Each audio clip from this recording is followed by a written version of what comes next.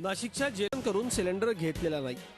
मुळात सिलेंडरचं असं वजन करून घ्यायचं असतं हेच मुळी त्यांच्या गावी नाही। गॅसचं वजन 14.2 किलोग्रॅम असणं आवश्यक आहे। झी मीडियाची टीम घरी आल्यावर त्यांनी पहिल्यांदाच गॅसचं वजन केलं।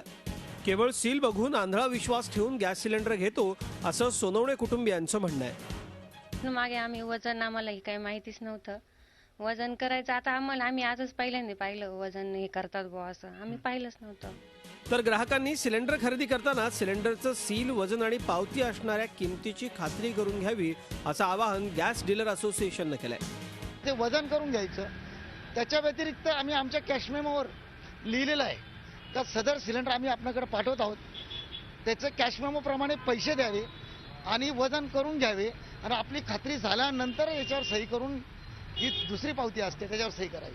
त्याच्यामध्ये जर काही गडबड वाटली तर त्या ग्राहकांनी ते सिलेंडर परत पाठवावे। डिलिव्हरी बॉय जे काही त्यांच्याकडे डिलिव्हरी करतो त्याचे चार्जेस आम्ही स्वतः देत असतो। तर त्यामुळे कोणता डिलिव्हरी बॉय म्हणून आम्हाला काही मिळत नाही किंवा तुम्ही मला पैसे द्या तर ग्राहकांनी ते देऊ नये। गॅस सिलेंडरमध्ये कमी गॅस भरला जात असल्याच्या तक्रारी सध्या महाराष्ट्रभरातून येत आहेत।